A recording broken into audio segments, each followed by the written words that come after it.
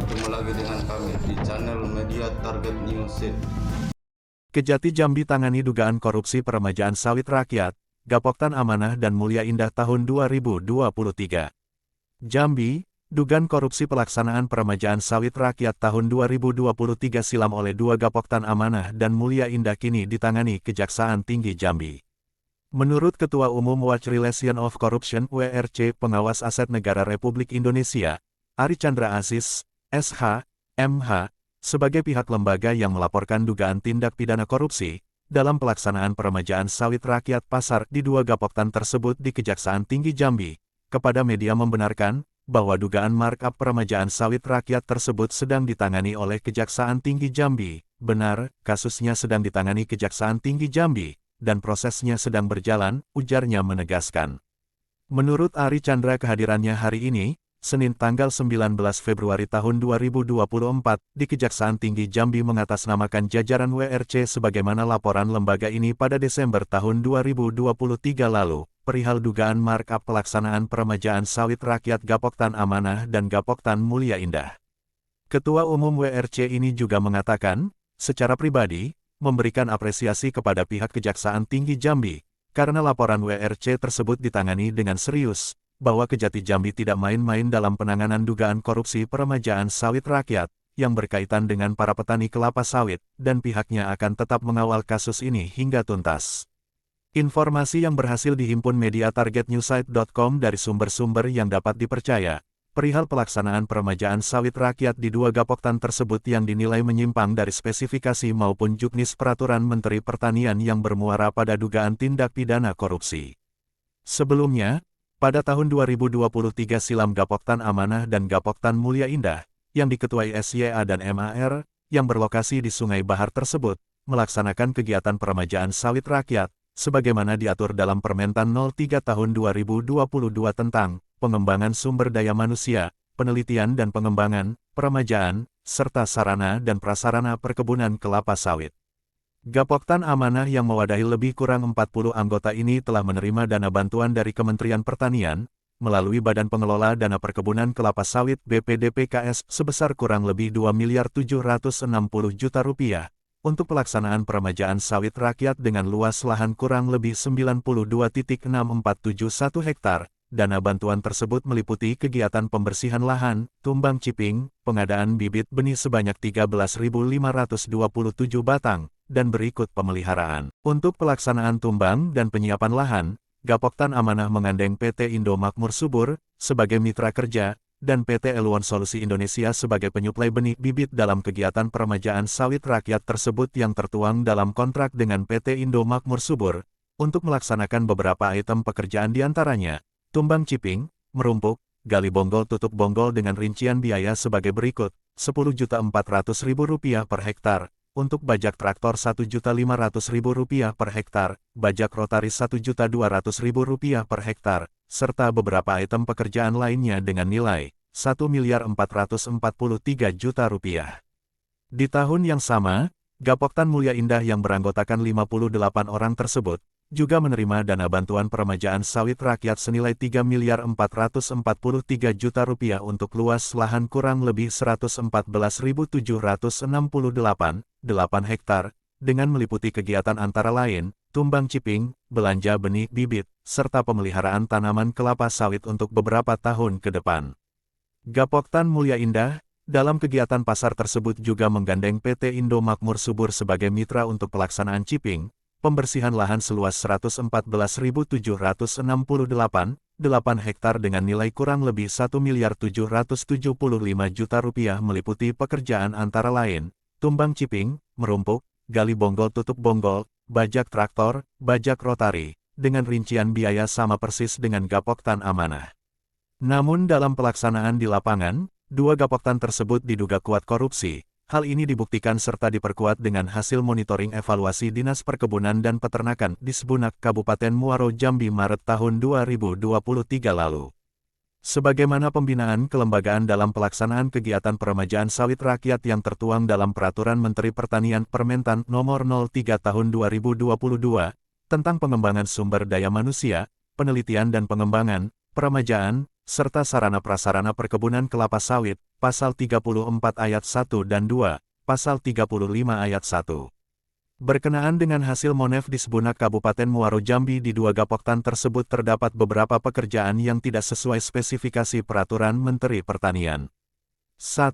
Ciping yang tidak sesuai spesifikasi dalam juknis, ketebalan lebih dari 20 cm. 2. Bonggol belum diangkat. 3. Lahan belum dibajak. 4. Lahan belum dirotari. 5. Pembuatan teras yang tidak beraturan. 6. Sebagian lokasi rawa belum cuci parit. 7. Benih bibit yang ditanam tidak memenuhi spesifikasi, sebagaimana diatur dalam Keputusan Menteri Pertanian Republik Indonesia Nomor 26 Tahun 2021, tentang pedoman produksi, sertifikasi, peredaran dan pengawasan benih tanaman kelapa sawit, antara lain, ditemui benih bibit kelapa sawit yang terkena penyakit karat daun, pertumbuhan benih bibit yang tidak normal tinggi bibit melebihi standar, dan daun jarang-jarang ditemui bibit, helaan daun yang berwarna pucat, bibit dengan pertumbuhan pelepah dan anak daun tegak kurang membuka. Terkait benih bibit ditemukan ada beberapa penanaman bibit tidak pada terasan yang dibuat. Berdasarkan poin-poin di atas, Dinas Perkebunan dan Peternakan Kabupaten Muaro Jambi meminta kepada Gapoktan Amanah dan Mulia Indah agar menyelesaikan semua pekerjaan tersebut dengan sebaik-baiknya, dan mengganti bibit benih kelapa sawit yang memenuhi standar sebagaimana diatur dalam Keputusan Menteri Pertanian Kementan Nomor 26 Tahun 2021. Namun hasil monitoring evaluasi Dinas Perkebunan dan Peternakan tersebut tidak diindahkan oleh 2 Gapoktan ini, menurut PLT Dinas Perkebunan dan Peternakan Kabupaten Muaro Jambi, Amri TSP, ketika dikonfirmasi Oktober tahun 2023 silam di ruang kerjanya mengatakan, belum ada perbaikan pekerjaan ciping maupun penggantian benih bibit oleh 2 Gapoktan tersebut. Jika sudah ada perbaikan maupun penggantian benih pasti sudah ada laporannya di kita, ujar Amri menjelaskan. Amri menambahkan, dinas yang dipimpinnya telah melaksanakan tugasnya sesuai tupoksi, sebagaimana diatur dalam Permentan Nomor 03 Tahun 2022, kami sudah menghimbau, jika ada hal-hal yang menjadi persoalan hukum di kemudian hari, itu sepenuhnya tanggung jawab kelembagaan Gapoktan, jelas Amri. Jika dicermati dugaan penyimpangan dalam pelaksanaan peremajaan sawit rakyat di 2 Gapoktan yang berujung diperiksanya pihak-pihak terkait dalam pelaksanaan peremajaan sawit rakyat oleh aparat penegak hukum ini, sedari awal disinyalir ada oknum-oknum di Dinas Perkebunan yang sengaja menutupi agar masalah ini tidak mencuat ke permukaan, dan oknum-oknum tersebut selalu mencari pembenaran dalam kasus dugaan markup pelaksanaan peremajaan sawit rakyat yang kini sedang ditangani pihak Kejaksaan Tinggi Jambi. Sejak awal aroma persekongkolan oknum-oknum Dinas Perkebunan dengan berbagai pihak seperti PT Indo Makmur Subur, dan PT Eluon Solusi Indonesia, sebagai rekanan 2 Gapoktan tersebut untuk kegiatan ciping, dan penyuplai benih bibit dalam pelaksanaan peremajaan sawit rakyat ini terlihat jelas mengangkangi Kementan Nomor 26 Tahun 2021 dengan diabaikannya hasil monitoring evaluasi Dinas Perkebunan dan Kabupaten Muaro Jambi tersebut oleh Kepala Dinas Perkebunan Provinsi Jambi. Terkait hal ini Agus Rizal ketika dikonfirmasi media, Agustus tahun 2023 silam, terkesan menghindar, lebih miris lagi Agus Rizal, seakan tidak mengakui hasil monef tersebut dan mengatakan, mereka punya kursus itu ngak. Mereka punya sertifikat untuk itu ngak. Gak ada, ketus Agus Rizal, padahal dinas yang melakukan monef tersebut telah mendapat rekomendasi dari Dirjenbun. Dengan adanya kasus dugaan markup pelaksanaan peremajaan sawit rakyat di 2 Gapoktan Amanah dan Mulia Indah ini disinyalir telah merugikan para anggota kelompok tani yang tergabung di dalamnya, dan publik berharap pemberantasan korupsi dalam peremajaan sawit rakyat di Provinsi Jambi dapat ditindak tegas dan tidak pandang bulu dalam penegakan hukum, agar para petani dapat menikmati hasil pertanian dengan baik. Dari Jambi, Ranto dan Saud Tampu Bolon, jurnalis Target Newsit melaporkan. Pak Ketua Umum WRC, kedatangan hari ini di Kejaksaan Tinggi Jambi terkait apa? Ya, yang pertama perlu disampaikan bahwa kehadiran saya mengatasnamakan jajarannya tentunya Ketua Umum World Relation of Corruption Pengawasan Negara Indonesia, sebagaimana kita juga menguraikan laporan kita beberapa bulan yang lalu pada bulan Desember tanggal 3. Alhamdulillah hari ini saya datang dari DPP ke Jambi untuk melakukan klarifikasi kembali atas laporan tersebut.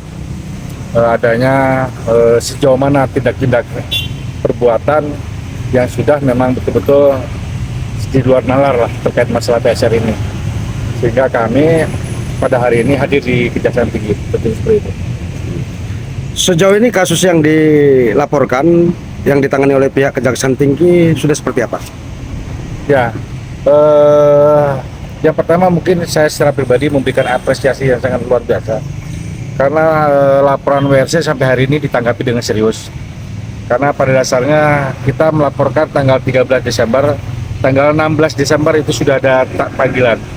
Nah, artinya bahwa Kejaksaan Tinggi Jambi tidak main-main dalam proses PCR, apalagi dengan berkaitan dengan masyarakat banyak, tentunya buat kaum marginal tentang petani. Nah, ini sangat serius, kami juga tetap mengawal perkara-perkara ini. Gitu. Jadi kedepannya harapan di dalam proses penanganan masalah peremajaan kelapa sawit di dugaan korupsi PSR di Provinsi Jambi ini seperti apa untuk ke depan?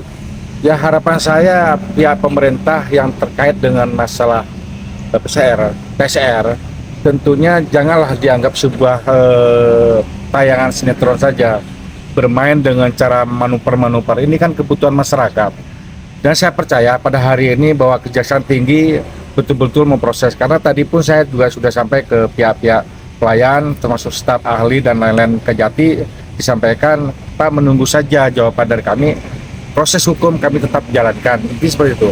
Tapi saya wanti-wanti juga kepada para pejabat tentunya Provinsi Jambi, coba pikirkan dan sadarkan diri bahwa PCR itu adalah kebutuhan masyarakat, bukan sekelompok ataupun orang-orang tertentu, itu aja.